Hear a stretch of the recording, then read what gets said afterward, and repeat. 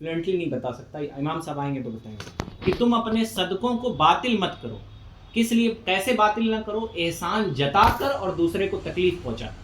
पता चला आपने 1 लाख रुपए भी सदका किए हैं और उसके बाद आपने एहसान जता दिया। जब मस्जिद में गए, ये टाइल्स देख रहे हैं, ये हम ही ने लगवाई है, ये बोरिंग देख रहे हैं, टोटी हम ही ने दी है, और फिर दूसरों को तकलीफ पहुंचा कर कि आपने मेरी मदद कर दी, तो फिर आप सारी दुनिया से कहते फिर रहे हैं अरे फलाने साहब को तुम जो कपड़ा पहने थे मेरे ही दिया हुआ। तो अल्लाह ताला ने कुरान मजीद में कहा है कि तुम अपने सदकों को बातिल ना करो, एहसान जताकर और तकलीफ़ें पहुंचाकर। तो सारी इबादतें बातिल हो जाती हैं अगर हमारी जो नीयत है वो अल्लाह को राज़ी करना ना हो।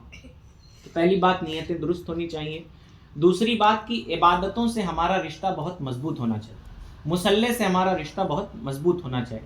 मैंने उसी बीच एक बात बताई थी कि उन्होंने 10 आदमियों का काम अकेले कर दिया था, तो ये जिस्मानी ताकत नहीं थी। जब बंदा अल्लाह की रज़ा के लिए नमाज़ें पढ़ता है, उसकी इबादत करता है, तो जाहिर सी बात है अल्लाह तो हर चीज़ पर कादिर है, जिसको जो चाहे अता कर दे। अल्लाह दुनियावी तौर पे भी उसे ताकतें अता फरमाता है।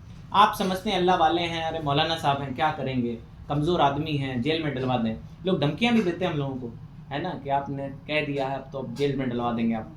तो बहरहाल लोग समझते हैं। एक बुज़ुर्ग थे, एक रास्ते से जा रहे थे, तो हुआ यूँ कि गलती से कोई छीट उट पड़ गई किसी के ऊपर, तो उसने खूब मारा। उसके दोस्त के ऊपर छीट पड़ी तो उसने खूब मारा, खूब पीटा उसको। और पीटने के बाद जब वो गया तो देखा कि उसकी जो औलाद थी वो छत से गिर गई। तो उन्होंने वहाँ पे एक जुमला कहा कि तुम्हारे दोस्त को तकलीफ़ पहुँची तो तुमने मारा, और तुमने अल्लाह के दोस्त को तकलीफ़ पहुँचाई तो अल्लाह ने तुम्हें सज़ा दी।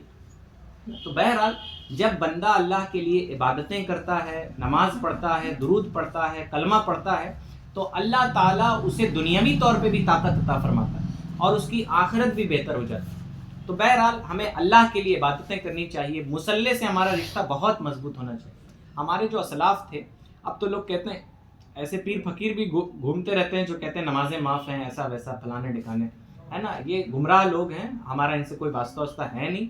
और मसला ये है कि कहते हैं नमाज कुर्ब इलाही का ज़रिया है और हम अल्लाह के करीब अल्लाह की बारगाह में मकबूल हो चुके हैं, तो हमें नमाज की क्या ज़रूरत।